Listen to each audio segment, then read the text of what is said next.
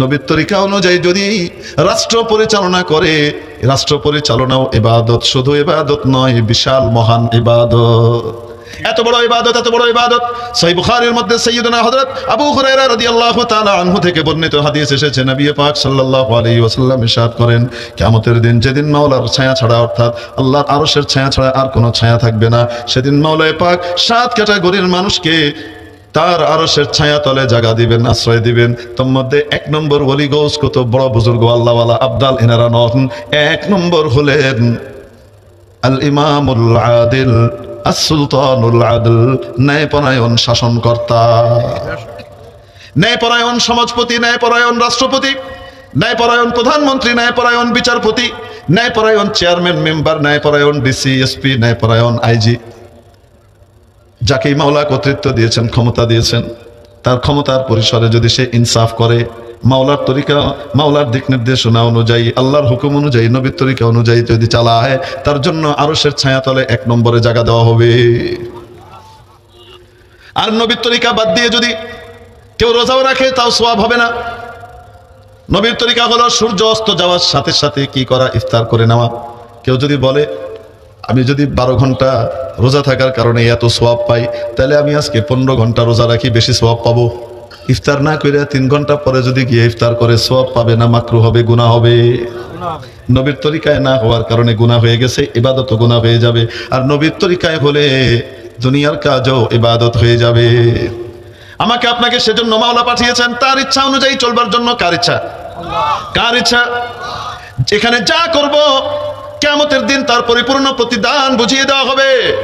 মাবুদ বললেন, মৃত্যুই শেষ নয়, কুল্লু নাফসিন যায়িকাতুল মাউত, প্রত্যেক প্রাণীকেই মৃত্যুর স্বাদ গ্রহণ করতে হবে। প্রাণী মাত্রই মৃত্যুর স্বাদ আস্বাদনকারী। মৃত্যুই শেষ নয়, মৃত্যুর পরে আসল জীবনের জন্য হাজির হওয়া লাগবে কিয়ামতের ময়দানে। সেদিন দুনিয়াতে কি করেছো না করেছো, তার পরিপূর্ণ প্রতিদান কড়ায় গন্ডায় বুঝিয়ে দেওয়া হবে। অতএব তোমরা সাকসেস চাও, তোমরা সাফল্য চাও, কেউ ব্যর্থ হতে চাও না দুনিয়াতে। আসল সাফল্য কাকে বলে শুনে নাও। মাবুদ বলেন, ফামান যুহজিহা আনিন নারি, যাকে জাহান্নামের আগুন থেকে পরিত্রাণ দিয়ে দেওয়া হলো, ওয়া উদখিলাল জান্নাতা, এবং জান্নাতে ঢুকিয়ে দেওয়া হলো, ফাকাদ ফাজ, সেই ব্যক্তি আসলে সফল কাম হয়ে গেল, সেই আসলে বিজয়ী হলো। বিজয়ের মালা তার গলাতেই চড়লো। সুবহানাল্লাহ। তো কিয়ামতের দিন বাঁচতে মন চায়, দুনিয়াতে আমল করতে মন চায়। আল্লাহ পাক বলেন, দেখ রে, দুনিয়াতে তো আমল করতে তোদের মন চায়, আমরা জানি।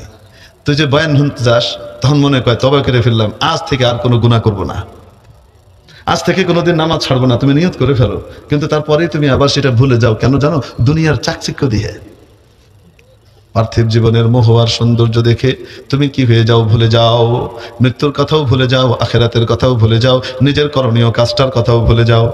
তাহলে দুনিয়ার যে আসবাবগুলো রয়েছে দেখে নাও, দুনিয়ার যত চাকচিক্য রয়েছে, দুনিয়ায় যত মজার জিনিস রয়েছে, দুনিয়ায় যত ইজ্জত সম্মান এবং স্বাদের জিনিস রয়েছে, শুনে নাও, এই সবগুলো হলো ধোঁকার সামান। ওয়ামাল হায়াতুদ দুনিয়া ইল্লা মাতাউল গুরুর। এগুলো সব কিসের সামান? ধোকার আসবাব। আপনারা এই এলাকাত কয় দুঃখা হয়নি, দুঃখা হয়নি, দুঃখার আসবাব। এগুলো ধোকার সামান। ধোকা কি? দেখতে যা আসলে তা না। ধোকা মানে কি? দেখতে যা আসলে তা না, এটাকে বলে ধোকা। এই দুনিয়ার যা কিছু দেখো না, এগুলো দেখতে যা আসলে তা না। একটা একটা করে উদাহরণ দেওয়া যেত, সময় নাই।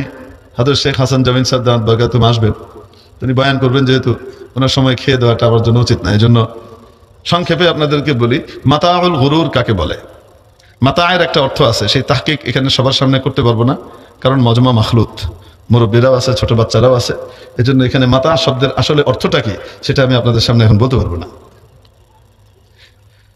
আমাদের মা বোনদের বিশেষ সময়ে ব্যবহৃত যে একটা কাপড় থাকে, ওই জায়গাতে বিশেষ সময়ে বাঁধেন, ওই জিনিসগুলো যা লাগে যেখানে, এই ওই নাপাক কাপড়টারে কি কয়? মাতা কয় আরবিতে। আর মাতায়ের আরেকটা অর্থ হলো যে আসবাব, সামান। তো মাতাউল গুরুর মানে কি? গুরুর, গুরুরের সামান। দুনিয়ার যা কিছু দেখো না, এগুলো চাকচিক্য, এগুলো সব ধোকা। ধোকার মধ্যে পড়ো না, আমি তোমাদেরকে দেখাই দিলাম। আর এই ধোকায় ফেলার জন্য মহা ধোকাবাজ শয়তান কাজ করেই যাচ্ছে।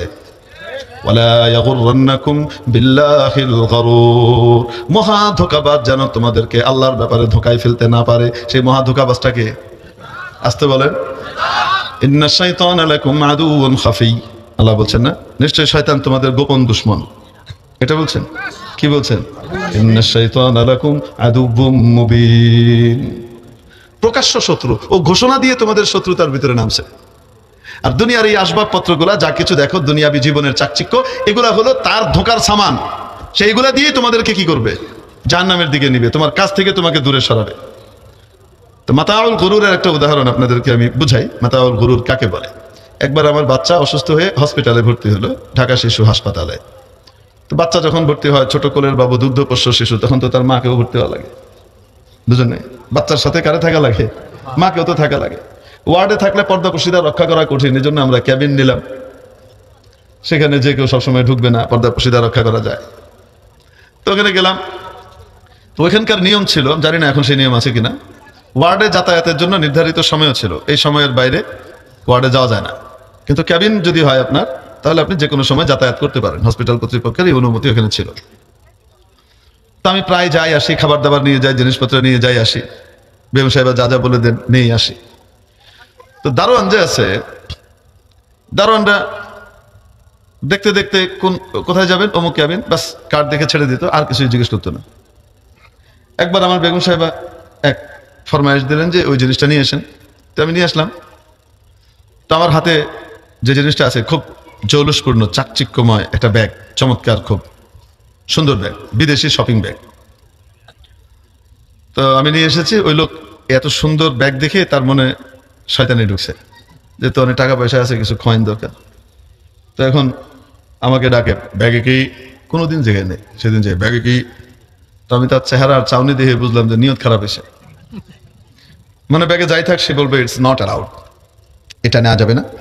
তো নেওয়া যাবে না বললে তখন তারা কিছু পকেটে ভিড়ে দেয় অন্যরা। তো হুজুরও মনে হয় দিবে। হুজুর যে দিবে না, এক পয়সা যে দিবে না হুজুর, এটা তার সে কি করে না, বুঝে না। যাই হোক, কিন্তু সে দেখার জন্য এখন ব্যাগে কি? তো আমি তার এই মেঘস্বরের আওয়াজ শুনে তো আমি বললাম যে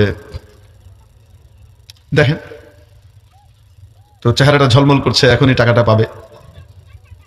তো ব্যাগটা খুলে তাকিয়ে মুখটা কালো হয়ে গেল, আবু হাসান কমতারিরা হয়ে গেল, আমার হাতে ব্যাগটা ফিরিয়ে দিল। ঠিক আছে, যান।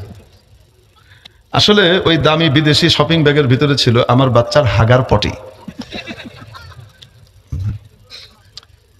এটা হলো মাতাউল গুরুর।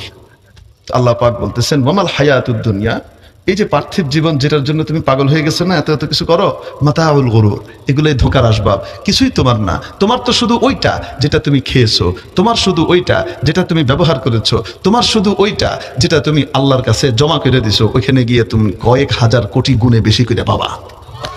ওইটা তোমার, এছাড়া কিছুই তোমার না, সব অন্যের।